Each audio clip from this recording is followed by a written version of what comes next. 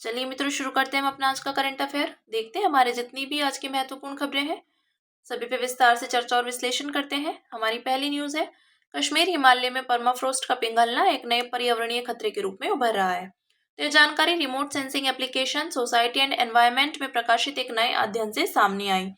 इसमें जम्मू कश्मीर हिमालय में परमाफ्रोस्ट क्षरण से संबंधित खतरों के प्रभाव का आकलन किया गया है।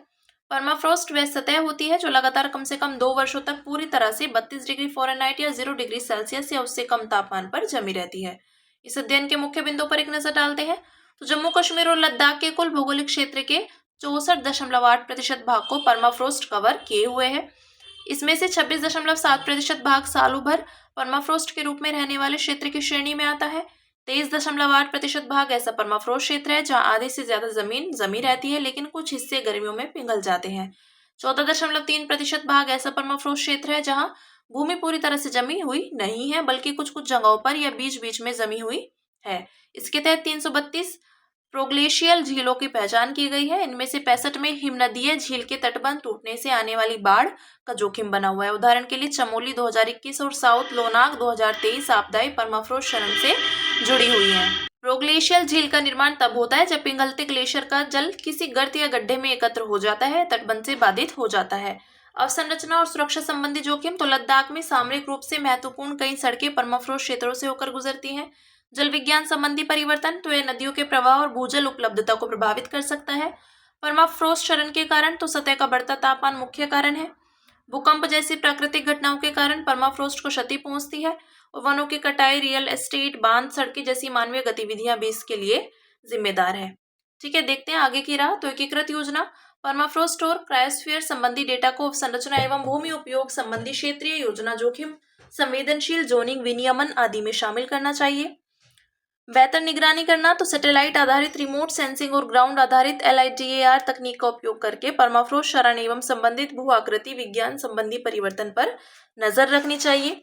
और व्यापक पर्यावरणीय प्रभाव आकलन EIA तो पर्यावरणीय प्रभाव आकलन नियमों को मजबूत किया जाना चाहिए। इससे परमाफ्रोस्ट पिघलने से होने वाले खतरों का सही आकलन किया जा सकेगा। इसके अलावा इससे संबंधित खतरों में खास तौर पर GLOF, भूस्खलन और ढलानों की अस्थिरता जैसे जोखिमों को भी शामिल किया जाना चाहिए। ठीक है, अब बात करेंगे अगली न्यूज की, जो है भारत सरकार ऑनलाइन विज्ञापन सेवाओं पर 6% इक्विलाइजेशन लेवी को खत्म करने की योजना बना रही है। तो वित्त अधिनियम 2016 में प्रस्तावित नए संशोधनों के अनुसार ऑनलाइन विज्ञापनों पर लगने वाली इक्विलाइजेशन लेवी या डिजिटल टैक्स 1 अप्रैल 2025 को या उसके बाद लागू नहीं होगी। इसके विषय में देखते हैं। वित्त अधिनियम 2016 द्वारा लागू किया गया एक प्रत्यक्ष कर है। यह उन विदेशी ई कॉमर्स कंपनियों पर लगाई जाता है जिनका भारत में स्थायी प्रतिष्ठान नहीं है लेकिन वे भारत में डिजिटल लेन देन से राजस्व अर्जित कर रही हैं। इसमें विज्ञापन से होने वाली आय को भी शामिल किया गया है जिसका उद्देश्य व्यवसाय से व्यवसाय लेन देन पर कर लगाना है। वित्त अधिनियम 2020 ने इस लेवी का दायरा ई कॉमर्स आपूर्ति और सेवाओं तक बढ़ा दिया है। लेवी को लागू करने के कारण तो निष्पक्ष प्रतिस्पर्धा, इसका उद्देश्य घरेलू और अंतर्राष्ट्रीय कंपनियों के लिए समान अवसर उपलब्ध कराना है। कर अंतराल को समाप्त करना, भारत में भौतिक रूप से उपस्थित न होने के कारण कंपनियों को कराधान से बचने से रोकता है। विदेशी डिजिटल कंपनियों पर कर लगाना तो यह सुनिश्चित करता है कि विदेशी ई कॉमर्स दिग्गज कंपनियां भारत की कर प्रणाली में योगदान दें। और राजस्व संग्रह को बढ़ाना तो यह डिजिटल लेन देन में हुई वृद्धि से राजस्व संग्रह में बढ़ोतरी करने पर केंद्रित है। उल्लेखनीय है कि कोविड-19 के कारण ऐसे लेन देनों में तीव्र वृद्धि हुई है। संबंधित चिंताएं तो अमेरिका के साथ व्यापार में तनाव, फॉरेन ट्रेड बैरियर रिपोर्ट में इक्विलाइजेशन लेवी को विदेशी व्यापार में बाधा के रूप में वर्णित किया गया है। प्रतिशोधात्मक शुल्क का जोखिम तो अन्य देश जवाबी उपाय लागू कर सकते हैं। इससे विदेशों में काम करने वाली भारतीय कंपनियां नकारात्मक रूप से प्रभावित होंगी। दोहरा कराधान और अनुपालन बोझ तो विदेशी कंपनियों को दोहरे कराधान का सामना करना पड़ता है जिससे उनकी लागत बढ़ जाती है। इक्विलाइजेशन लेवी के अंतर्गत आने वाले लेन देन तो ऑनलाइन विज्ञापन सेवाएं, विदेशी कंपनियों को भुगतान किए गए प्रतिफल पर 6% की दर से इक्विलाइजेशन लेवी लगाई जाती है। डिजिटल विज्ञापन क्षेत्र ऑनलाइन विज्ञापन और संबंधित सुविधाओं एवं सेवाओं पर लागू होती है। वस्तुओं या सेवाओं की ई कॉमर्स आपूर्ति 1 अगस्त 2024 को समाप्त। विदेशी ई कॉमर्स ऑपरेटरों द्वारा अर्जित राजस्व पर 2% की दर से लगाया जाता है। शर्त, चूंकि लेवी को आयकर अधिनियम के हिस्से के रूप में पेश नहीं किया गया था इसलिए भारत में इक्विलाइजेशन लेवी का भुगतान करने वाली वैश्विक कंपनियां दोहरे कराधान बचाव समझौते के तहत अपने मूल देश में टैक्स क्रेडिट का दावा नहीं कर सकती है। देखते हैं अगली न्यूज हमारी। जेम्स वेब स्पेस टेलीस्कोप ने तारा बनने की प्रक्रिया की छवियां ली। तो ये छवियां नासा और यूरोपीय अंतरिक्ष एजेंसी ने जारी की। छवियों में एक तारे से गैस और धूल का गुब्बारा निकलता हुआ दिखाया गया है। यह तारा पृथ्वी से 625 प्रकाश वर्ष दूर स्थित है और हमारी आकाशगंगा के सबसे नजदीकी तारा निर्माण क्षेत्रों में से एक में अवस्थित है। JWST एक उन्नत अंतरिक्ष आधारित वेधशाला है। इसे 2021 में विशेष रूप से इंफ्रारेड स्पेक्ट्रम में ब्रह्मांड का अध्ययन करने के लिए लॉन्च किया गया था।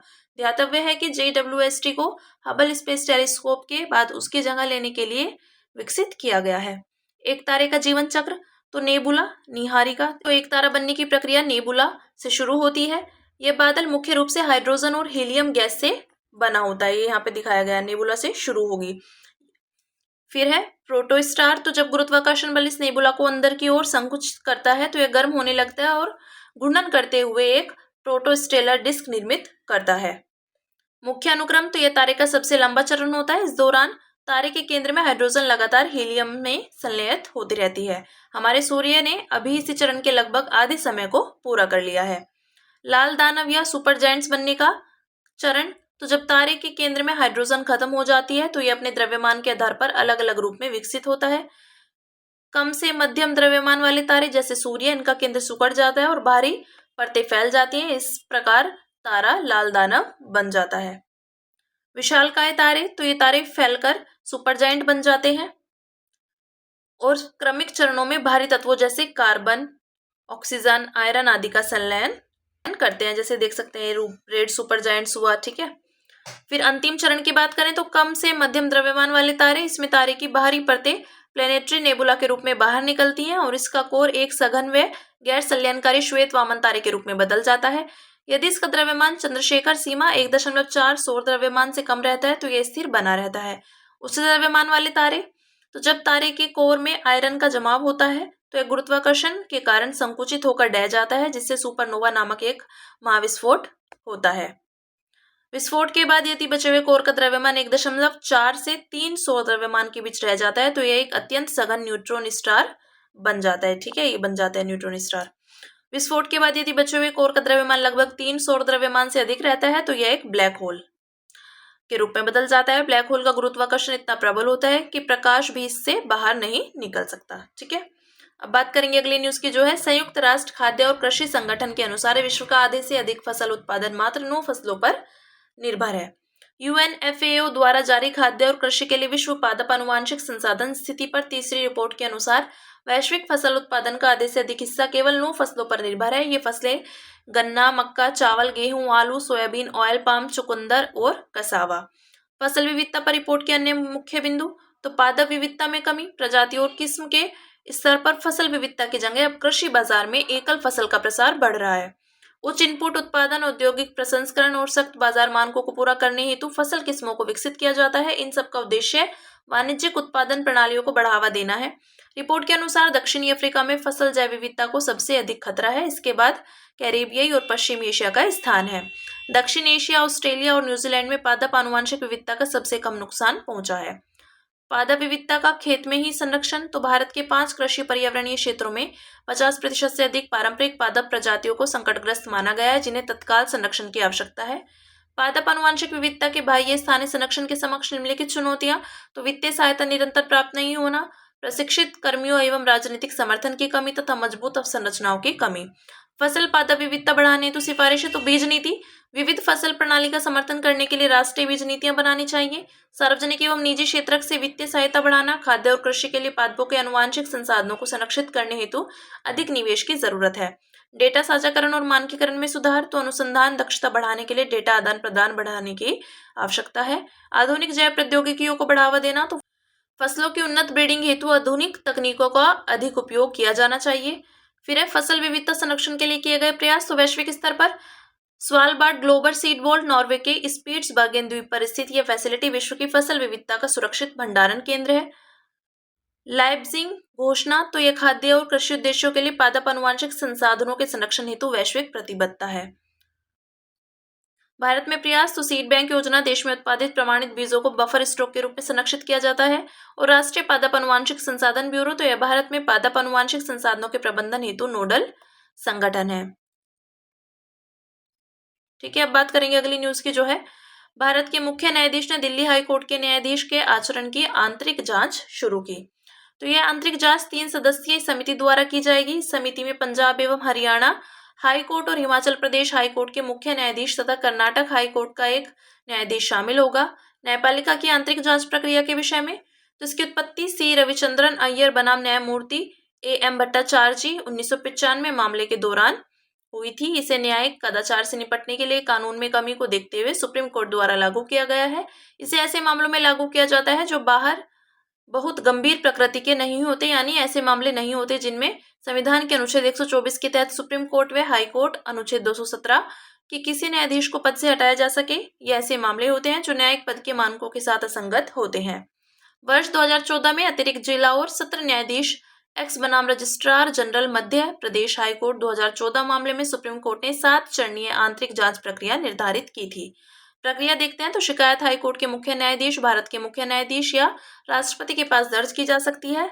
हाई कोर्ट का मुख्य न्यायाधीश एवं राष्ट्रपति शिकायत को सीजेआई के पास भेजते हैं। प्रारंभिक समीक्षा तो यदि आरोप विश्वसनीय पाए जाते हैं तो सीजेआई संबंधित हाई कोर्ट के मुख्य न्यायाधीश से प्रारंभिक रिपोर्ट मांग सकता है। आगे की जांच तो यदि हाई कोर्ट का मुख्य न्यायाधीश आगे की जांच की सिफारिश करता है तो सीजेआई 3 सदस्यीय जांच समिति का गठन करता है। समिति में अन्य हाई कोर्ट से 2 मुख्य न्यायाधीश और 1 न्यायाधीश शामिल होते हैं।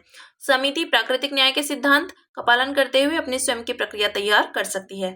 परिणाम तो समिति सीजेआई के साथ साथ आरोपी न्यायाधीश को भी अपनी रिपोर्ट सौंपती है। यदि समिति आरोपों को गंभीर मानती है तो सीजेआई आरोपी न्यायाधीश को त्यागपत्र देने या सेवानिवृत्त होने की सलाह देंगे। यदि आरोपी न्यायाधीश ऐसे करने से इनकार करता है तो सीजेआई हाईकोर्ट के मुख्य न्यायाधीश को आरोपी न्यायाधीश को न्यायिक कार्य नहीं करने देने का निर्देश देगा। साथ ही राष्ट्रपति और प्रधानमंत्री को न्यायाधीश को हटाने की कार्यवाही शुरू करने के लिए अनुसूचित करेगा। देखते हैं भारतीय संविधान के अंतर्गत न्यायाधीशों को पद से हटाने की कार्यवाही। तो अनुच्छेद 124(4) सुप्रीम कोर्ट के न्यायाधीश को पद से हटाने का प्रावधान किया गया है। अनुच्छेद 217 ये हाईकोर्ट के न्यायाधीश को पद से हटाने का प्रावधान करता है। आधार सिद्ध कदाचार और अक्षमता, हालांकि इसे संविधान में परिभाषित नहीं किया गया है। प्रक्रिया यह न्यायाधीश जांच अधिनियम 1968 द्वारा विनियमित है। ठीक है, देखते हैं अगली न्यूज हमारी जो है राज्यसभा ने आपदा प्रबंधन विधेयक 2024 पारित किया। तो इस विधेयक में आपदाओं से निपटने में प्रतिक्रियात्मक पद्धति की जगह अग्र सक्रिय के साथ साथ नवाचारी और भागीदारी आधारित तरीका अपनाने पर बल दिया गया है। विधेयक के मुख्य प्रावधानों पर एक नजर डालते हैं। तो आपदा प्रबंधन योजनाएं बनाना, तो राष्ट्रीय आपदा प्रबंधन प्राधिकरण और राज्य आपदा प्रबंधन प्राधिकरणों के पास आपदा प्रबंधन योजनाएं बनाने की जिम्मेदारी होगी। एनडीएमए और एसडीएमएएस के कार्य तो इन्हें कई नई जिम्मेदारियां सौंपी गई हैं। इनमें निम्नलिखित शामिल हैं, जैसे आपदा जोखिमों की समय समय पर समीक्षा करना, न्यूनतम राहत मानकों के लिए दिशा निर्देश निर्धारित करना और राष्ट्रीय और राज्य आपदा डेटाबेस बनाना। फिर नेक्स्ट है एनडीएमए में नियुक्तियां। एनडीएमए को अपने स्तर पर अधिकारियों और कर्मचारियों की संख्या एवं श्रेणी निर्धारित करने का अधिकार दिया गया है। हालांकि इसके लिए केंद्र सरकार की मंजूरी लेना आवश्यक है। शहरी आपदा प्रबंधन प्राधिकरण, तो यह विधेयक राज्य सरकारों को राज्य की राजधानियों और नगर निगम वाले शहरों के लिए एक अलग आपदा प्रबंधन प्राधिकरण गठित करने का अधिकार प्रदान करता है। नेक्स्ट है राज्य आपदा मोचन बल, तो यह विधेयक राज्य सरकारों को एसडीआरएफ स्थापित करने, इसके कार्यों को निर्धारित करने और इसके सदस्यों के लिए सेवा शर्तें तय करने का अधिकार देता है। मौजूदा आपदा प्रबंधन समितियों को वैधानिक दर्जा, तो विधेयक में राष्ट्रीय संकट प्रबंधन समिति और उच्च स्तरीय समिति जैसी मौजूदा संस्थाओं को वैधानिक दर्जा प्रदान किया गया है। एनसीएमसी राष्ट्रीय स्तर पर गंभीर प्रकृति की विपदाओं से निपटने के लिए नोडल संस्था के रूप में कार्य करेगी। एचएलसी आपदाओं के दौरान राज्य सरकारों को वित्तीय सहायता प्रदान करेगी। तो आपदा प्रबंधन अधिनियम 2005 के विषय में, यह अधिनियम आपदाओं से प्रभावी तरीके से निपटने के लिए कानूनी और संस्थागत फ्रेमवर्क निर्धारित करता है। इस अधिनियम में एनडीएमए, एसडीएमएएस और जिला आपदा प्रबंधन प्राधिकरणों की स्थापना से संबंधित प्रावधान किए गए हैं। इन संस्थाओं को अपने अपने स्तर पर आपदा से निपटने की तैयारी और उससे होने वाले जोखिम को कम करने के लिए उपाय करने की जिम्मेदारियां सौंपी गई। वित्त पोषण व्यवस्था, तो इस कानून में राष्ट्रीय आपदा मोचन कोष, राज्य आपदा मोचन कोष, राष्ट्रीय आपदा शमन कोष तथा राज्य एवं जिला स्तरीय कोषों की स्थापना संबंधी प्रावधान किए गए हैं। बात करेंगे अन्य सुर्खियों की, जिसमें पहली न्यूज है वित्त विधेयक। तो हाल ही में लोकसभा ने वित्त विधेयक 2025 पारित किया। संविधान वित्तीय विधान को 2 श्रेणियों में विभाजित करता है, अर्थात धन विधेयक अनुच्छेद 110 और वित्त विधेयक अनुच्छेद 117। इसकी 2 श्रेणियां हैं। अनुच्छेद 117(1), तो इसमें कुछ विषय धन विधेयक से जुड़े होते हैं, लेकिन यह केवल धन विधेयक से संबंधित विषयों तक ही सीमित नहीं होता है। इसे केवल लोकसभा में ही प्रस्तुत किया जा सकता है और इसे प्रस्तुत करने के लिए राष्ट्रपति की सिफारिश अनिवार्य होती है। अनुच्छेद 117(3), इसमें वे कानून शामिल होते हैं जिनके अधिनियमित होने और लागू होने पर भारत की संचित निधि से व्यय करना पड़ेगा। इसे किसी भी सदन में प्रस्तुत किया जा सकता है और इसे प्रस्तुत करने के लिए राष्ट्रपति की सिफारिश अनिवार्य नहीं होती। इसे किसी भी सदन द्वारा तब तक पारित नहीं किया जा सकता जब तक कि राष्ट्रपति संबंधित सदन से इस पर विचार करने की सिफारिश न कर दे। राज्यसभा इन विधेयकों को सामान्य विधेयकों की तरह अस्वीकार या संशोधित कर सकती है। फिर नेक्स्ट है क्षेत्रीय ग्रामीण बैंक आरआरबी। तो आरआरबीज ने वित्त वर्ष 2023-24 में रिकॉर्ड 7,571 करोड़ रुपए तक का लाभ अर्जित किया। साथ ही जोखिम भारित आस्तियों की तुलना में पूंजी अनुपात, जमा राशि, गैर निष्पादित परिसंपत्ति, ऋण जमा अनुपात जैसे प्रमुख वित्तीय संकेतकों में भी लगातार सुधार हुए। आरआरबीज के विषय में देखते हैं तो उत्पत्ति नरसिम्हा वर्किंग ग्रुप 1975 की सिफारिशों के आधार पर 2 अक्टूबर 1975 को आरआरबीज की स्थापना हुई थी। क्षेत्रीय ग्रामीण बैंक अधिनियम 1976 के तहत इन्हें और मजबूत किया गया था। इनका संयुक्त स्वामित्व केंद्र सरकार, राज्य सरकारों और प्रायोजक वाणिज्यिक बैंकों के पास क्रमशः 50-15-35 के अनुपात में है। विनियमन भारतीय रिजर्व बैंक द्वारा विनियमित और नाबार्ड द्वारा पर्यवेक्षित। उद्देश्य है ग्रामीण क्षेत्रों में कृषि, व्यापार, वाणिज्य, उद्योग एवं अन्य उत्पादक गतिविधियों का विकास करना। प्राथमिकता प्राप्त क्षेत्रक को ऋण, तो इसे संशोधित करके 2016 में आरबीआई द्वारा निर्धारित उपलक्ष्यों के अंतर्गत कुल ऋण का 75% किया गया है। फिर नेक्स्ट है इसमें सेफ हार्बर नियम। तो हाल ही में केंद्रीय प्रत्यक्ष कर बोर्ड ने आयकर नियमों में संशोधन करते हुए सेफ हार्बर का लाभ उठाने की सीमा 200 करोड़ रुपए से बढ़ाकर 300 करोड़ रुपए कर दी। इनके विषय में देखते हैं। भारत के ट्रांसफर प्राइसिंग फ्रेमवर्क का एक महत्वपूर्ण हिस्सा है। तकनीकी रूप से सेफ हार्बर उन परिस्थितियों को दर्शाता है जहां कर प्राधिकरण करदाता द्वारा घोषित ट्रांसफर प्राइसिंग को आर्म्स लेंथ प्राइस मानकर स्वीकार करता है। यह आमतौर पर कार, बैटरी और इलेक्ट्रिक वाहनों के आयात के दौरान करदाताओं एवं व्यवसायों को लाभ पहुंचाता है। सेफ हार्बर नियम कर निश्चितता प्रदान करते हैं। इससे व्यवसाय बिना किसी कर विवाद की अपना आर्म्स लेंथ प्राइस निर्धारित कर सकते हैं। आयकर अधिनियम 1961 की धारा 92 CB के तहत आर्म्स लेंथ प्राइस निर्धारित करने के लिए सेफ हार्बर नियम परिभाषित किए गए हैं। ट्रांसफर प्राइस, तो यह वह मूल्य है जिस पर किसी बहुराष्ट्रीय कंपनी समूह की संबद्ध संस्थाओं के बीच लेन देन होता है। आर्म्स लेंथ प्राइस, तो वह मूल्य है जो स्वतंत्र और असंबंधित पक्षों के बीच खुले बाजारों की शर्तों के तहत सहमति से तय किया जाता है। नेक्स्ट है स्वर्ण मौद्रीकरण योजना। तो सरकार ने स्वर्ण मौद्रीकरण योजना के मध्यम अवधि और दीर्घकालिक सरकारी जमा घटकों को 26 मार्च 2025 से बंद करने का फैसला किया। शुरुआत हुई थी इसकी 2015 में। उद्देश्य है स्वर्ण आयात कम करना तथा घरेलू एवं संस्थागत स्वर्ण को उत्पादक कार्यों में लगाना। कार्यान्वयन करता तो क्षेत्रीय ग्रामीण बैंकों को छोड़कर सभी अनुसूचित वाणिज्यिक बैंक।